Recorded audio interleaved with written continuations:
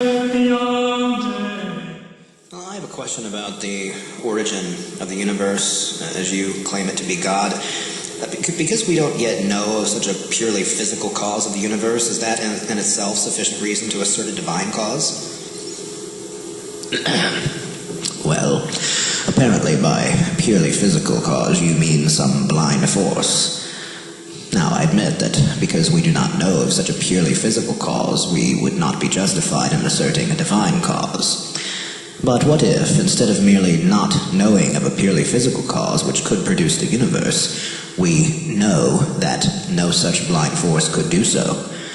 And we do know that. The order and obvious design so evident in the universe insist that the cause be intelligent and personal, and the very supremacy of that cause supposes divinity, or a cause which is itself not an effect, but uncaused and above all created limitations.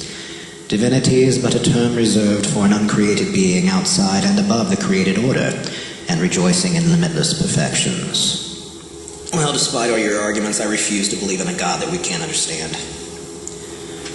That is unreasonable. In any case, you can understand that there is a God even though you cannot fully understand the nature of God. God must surpass the capacity of the human mind, or he would not be God at all. You must not confuse mystery with absurdity.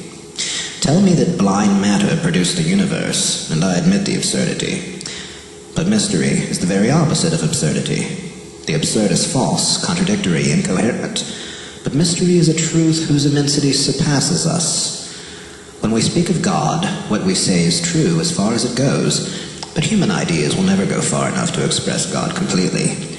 We must express God as best we can, though we shall never fully succeed in expressing God as he is. And I, for one, would not believe in God unless he did surpass my own limited concepts. Well, why did God put us in a world where natural disasters, such as earthquakes, can destroy us?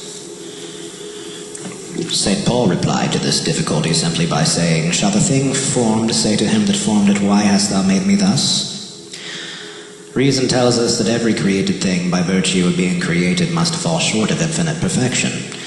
It is bound to be a mixture of perfection and lack of perfection. This world has good features and bad. We should thank God for the good, and leave to God without any complaints the fact that imperfection exists. That is better than forgetting the good and spending one's life complaining that we do not possess still greater immunity from trials and difficulties. Let us remember also that this life is not all for us. A perfect destiny awaits us after our probation in this world of opportunity. You know what? You should not seek your God's forgiveness. He should seek yours. Actually, such a remark illustrates a great truth. As men cease to believe in and esteem God, they begin to believe in and esteem themselves. They lose the sense of sin and become more and more unconscious of their moral failings. Thus, it is quite common for unbelievers to assert that they do not believe in religion and at once to catalog their own virtues. Almost instinctively they add, "I don't pray, but I'm as good as those who do. I live a good clean life, owe no man anything, help my fellow man, etc." Conscious of their rectitude, they feel that they deserve only the best, and naturally they resent misfortune. They smart under suffering and trial with a sense of injured innocence, and they cry out that if there be a God, he is greatly to be blamed. Conscious only of their own virtue, they do not dream that they need any forgiveness. On the other hand, the more one believes in and esteems God, the less he believes in and esteems himself. Any good that is in him he attributes to God, and he is keenly conscious of his own shortcomings as being his own work. Aware of his sins, he is not astonished that suffering and trial should be his lot. Instead of thinking that he deserves only the best, he knows that he deserves only the worst. He therefore asks God to forgive him his sins, and is grateful to God for treating him so much more gently than justice would demand. Well, since God is infinite and the finite human mind can't conceive the infinite, God must be thoroughly incomprehensible to us. God is not thoroughly incomprehensible to us. We can attain to a certain degree of knowledge concerning him, even though we cannot form an adequate concept of him. The finite human mind can conceive the fact that there is a being not finite, as are the things that being has made. It can affirm perfections of God, denying the imperfections associated with limited creatures, and attributing the purified perfections to him in an altogether higher and nobler order of being. any perfections affirmed of God must be with the proviso that God transcends created nature, and that we intend them as they must be in an order above that of nature.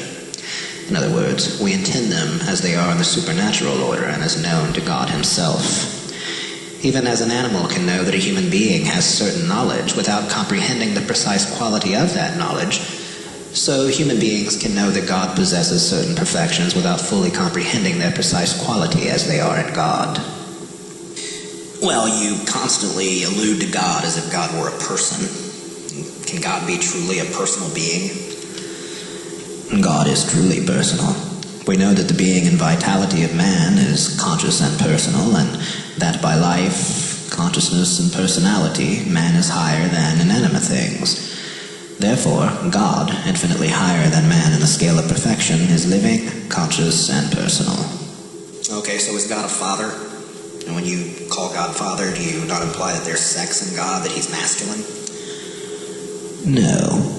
The word father is used of God not to imply that he is of the masculine gender, a quality proper to material bodies, but merely to denote production by God.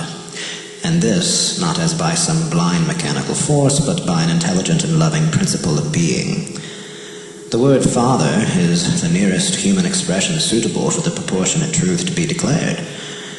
As directly drawn from human beings, of course, the word implies procreation by mutual cooperation between the sexes, and that supposes masculine and feminine. But when applied to God, abstraction is made from the mode or process of production, and the sense is restricted to the fact of our production by God and to the parental dispositions of God towards us. We thus express in our human way a characteristic which is really in God, though not precisely as it is in man. God is truly a father to us. Well, if God's providence rules all things, is it not an insult to him to put lightning conductors on churches? No, it would be an insult and a sin of presumption to expect God to do immediately those things which we ourselves are capable of doing with such powers as he has bestowed upon us. He does not give us our natural intelligence for nothing, but expects us to use it. We are expected always to do all that we are capable of doing, and then we ask God to supply for our incapacity in things beyond our ability.